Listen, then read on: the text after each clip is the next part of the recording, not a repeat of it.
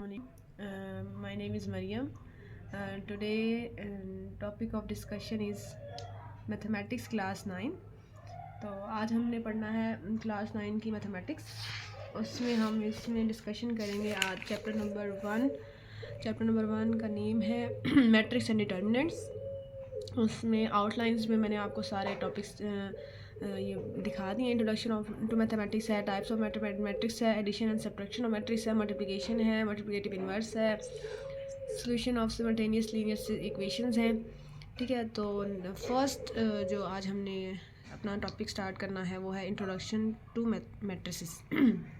Matrices क्या होते हैं ये आ जाएँ पेज नंबर 2 पे। मैट्रिसेस होते हैं बेटे, इसमें हम पढ़ेंगे मैट्रिसेस के बारे में। मैट्रिसेस होता है रेक्टेंगुलर अरे और a formation of collection of real numbers से 0 1 2 4 7 such as 1 3 4 7 7 2 and enclose with bracket. इसमें ये क्या कहना चाह रहे हैं बेटे, एक रेक्टेंगुलर अरेंजमेंट होती है। किस तरह की अरेंजमेंट होती है? किस तरह रेक्टेंगुलर अरेंजमेंट होगी।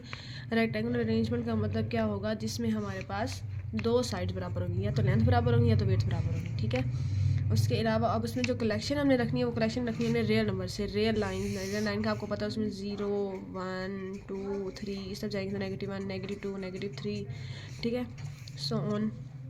ये हमने रियल नंबर्स देने हैं। रियल नंबर्स को किस अरेंज करना है? रेक्टेंगुलर अरेंजमेंट में। जैसे कि देखो उन्होंने अरेंज किया 1 3 4 7 2 0, इससे हमने अरेंज कर लिया। फिर इसको इनक्लोज का मतलब बंद करना, इनक्लोज करेंगे लार्ज ब्रैकेट से, इसे बोलते हैं मैट्रिसेस। ठीक है, अब इसके आगे आगे टाइप्स हैं। एक है रो मैट्रिक्स, एक है कॉलम मैट्रिक्स। आगे रो मैट्रिक्स क्या होता है?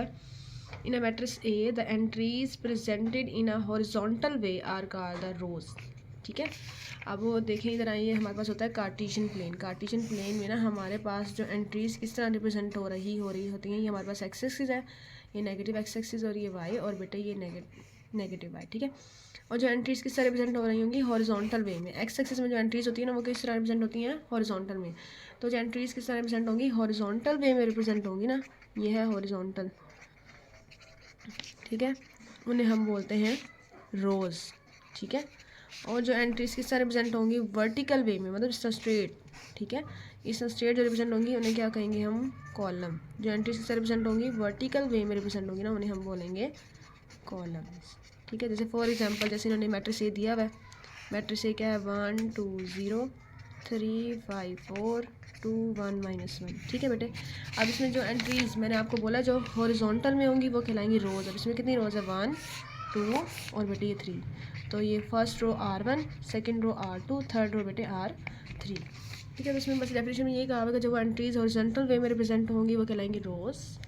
और जो इनमें किस इस मैट्रिक्स में कितनी रोज़ हैं? R1 R2 और बेटे R3। ठीक है, ये देखें ये हॉरिजॉन्टल वे में रिप्रेजेंट हो रही है, एक्स एक्सिस में रिप्रेजेंट हो रही है। ठीक है, इसकी एग्जांपल हम बच्चों को ये भी देते होते हैं कि जैसे कि आप कह रहे हो हमारे घर में कितने फ्लोर हैं, मतलब हमारे घर में कितना जो हमारा फ्लोर है ना, जैसे हमारे के पोर्शन बने होते हैं। हमारे फर्स्ट फ्लोर का portion R1, second floor portion का जो फ्लोर है वो क्या कहलाएगा? R2, थर्ड पोर्शन का कहलाएगा R3। इस तरह जो हमारी वॉल्स हैं वो रिप्रेजेंट करती हैं कॉलम को। ठीक है, इसमें आ जाए अगर वो एंट्रीज जो रिप्रेजेंट होती हैं वर्टिकल वे में वो कहलाएंगे कॉलम। तो इस मैट्रिक्स में देखिए कितने कॉलम हैं, ये देखिए इसमें वर्टिकल C1 C2 और C3 इसको रिप्रेजेंट करते हैं C से।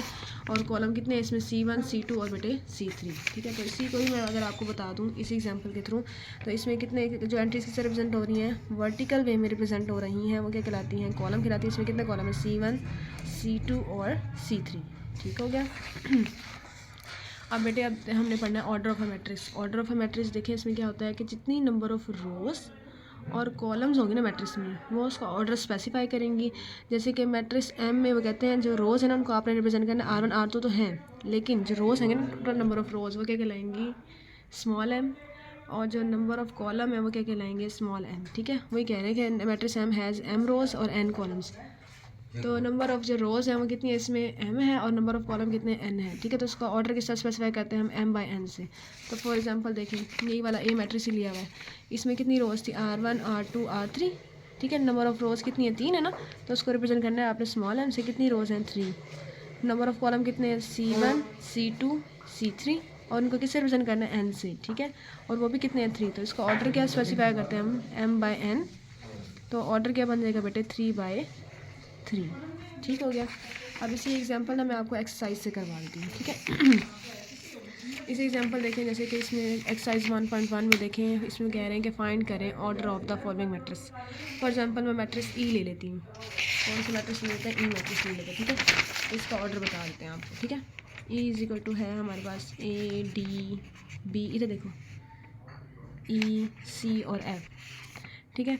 इसमें हमारे पास कितनी रोज़ है? मैंने आपको बोला है ये जो रो हॉरिजॉन्टल में होगा वो होगा रो, और जो वर्टिकल में होगा वो क्या कहलाएगा? कॉलम, ठीक है। अब इसमें कितनी रोज़ हैं? ये R1, R2 और R3, ठीक है। तो M कितने आ जाएंगे? रोज़ कितनी आ गई हैं? 3 आ गई हैं। अब कॉलम देखें C1 और ये बेटे C2, तो इसमें कॉलम कितनी आ गई हैं? 2। ऑर्डर क्या था बेटे?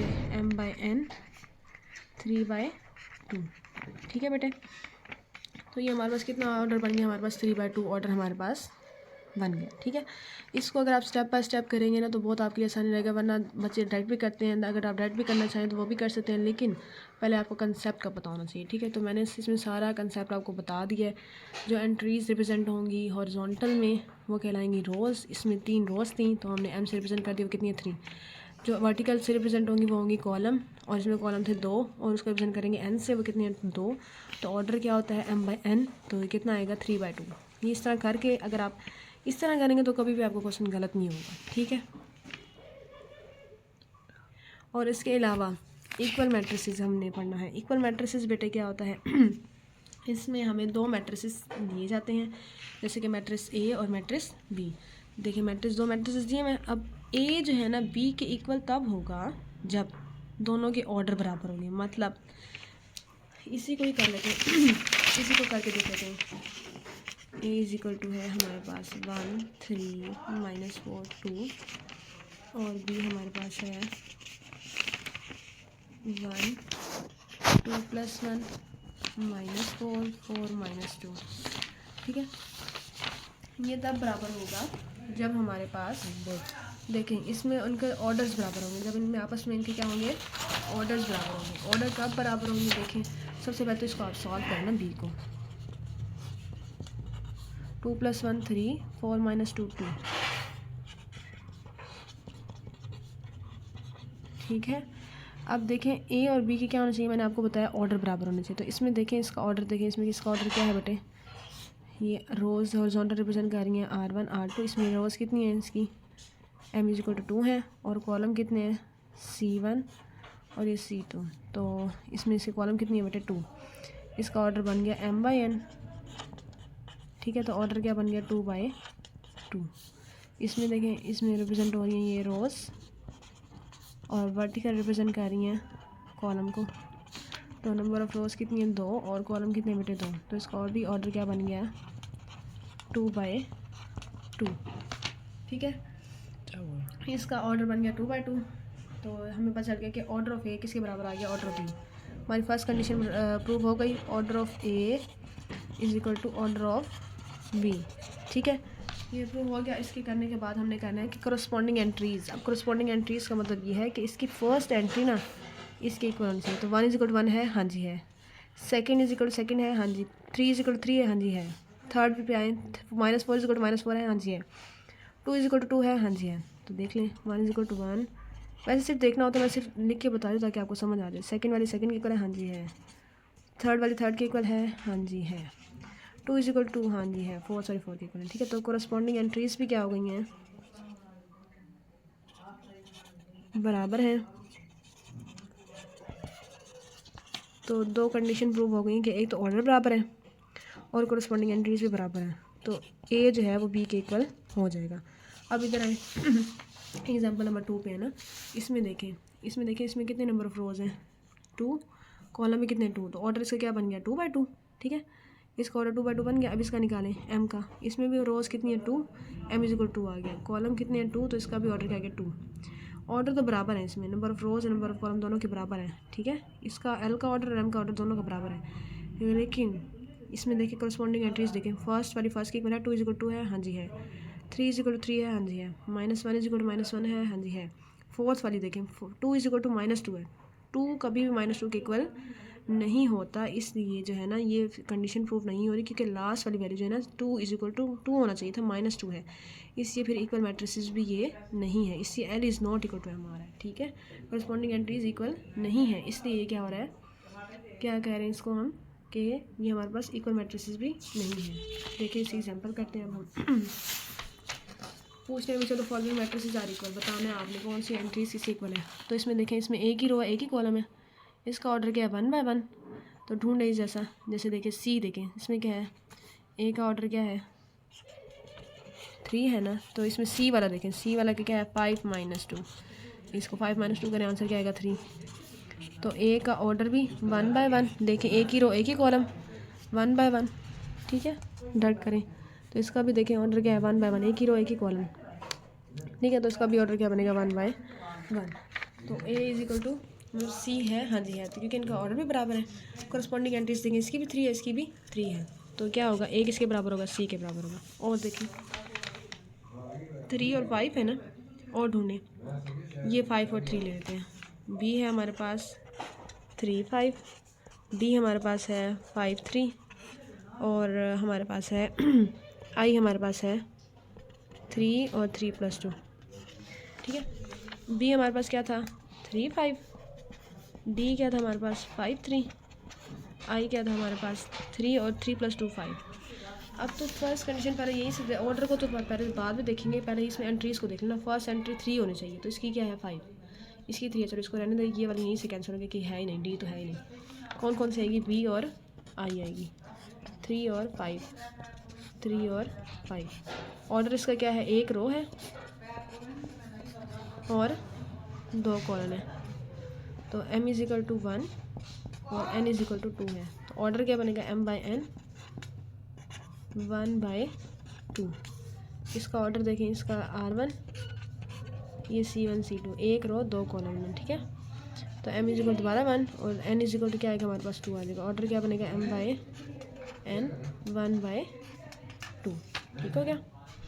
ठीक है, तो इसमें हम क्या कहेंगे फिर, b किसके बराबर है, आई के बराबर है। क्यों है, क्योंकि इसमें ऑर्डर भी बराबर हो गया है, बी और बी का ऑर्डर आई का ऑर्डर दोनों का बराबर है, 1 by 2, इसका भी 1 by 2। करस्पॉन्डिंग एंट्रीज देखिए, इसकी भी 3 है, इसकी भी 3 है, 5 देखें, इसकी 5 है, इसकी भी 5 है, ठीक है। बाकी सारी इसी तरह ही होने। अब हम करते हैं क्वेश्चन नंबर 3। क्वेश्चन नंबर 3 में हम कैसे करेंगे, इसमें भी इक्वल मैट्रिसेस वाला ही आ रहा है। इक्वल मैट्रिसेस को किस तरह करेंगे हम, इक्वल मैट्रिसेस हमारे पास इस तरह आएगा कि देखिए हमारे पास दिया हुआ है, फाइंड करें ए बी सी और की वैल्यू। ये मोस्ट इंपॉर्टेंट क्वेश्चन है, ये ज़रूर आता है, इसको ध्यान से करेंगे। a + c, a + 2b, c - 1, 4d - 6, 0 - 7, 3 × 2d, ठीक है बेटे। इसमें भी आपने वैसे ही करना है, आपके ऑर्डर तो बराबर हैं 2 by 2 और ये भी 2 by 2, ठीक है। करस्पॉन्डिंग एंट्रीज को आपने बराबर करना है, मतलब a + c किसी को आएगा 0 के इक्वल आएगा, इसे क्वेश्चन 1 कह दें।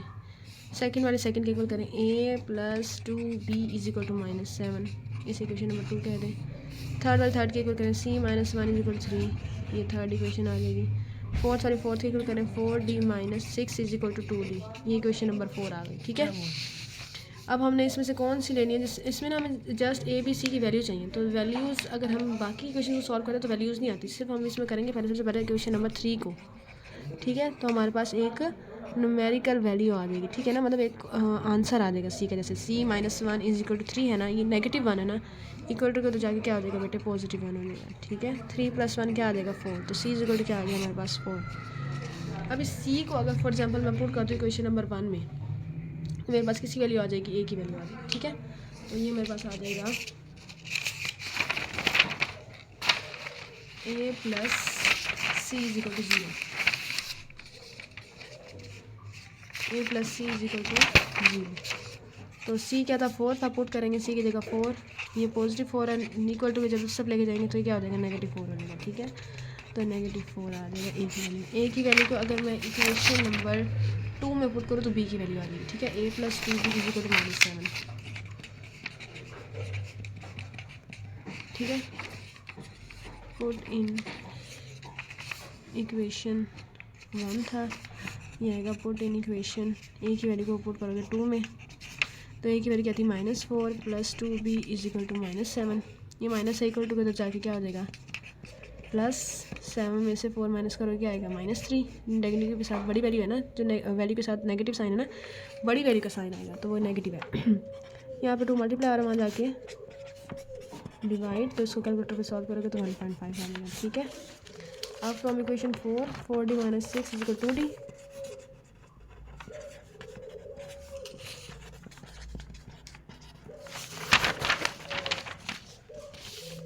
ये 4d - 6 = 2d। ये पॉजिटिव इक्वल टू के तरह के नेगेटिव, ये नेगेटिव इक्वल टू के तरह के पॉजिटिव। डी को डी से माइनस करेंगे ना, देखिए क्या आएगा, 4 में से 2 माइनस करोगे क्या आएगा 2d। 2 मल्टीप्लाई में आ जाके तो ये हमारे पास ए बी सी और डी की वैल्यूज़ आ गई हैं। ठीक है। होप्स तो आप लोग को समझ आई होगी। अल्लाह हाफिज़।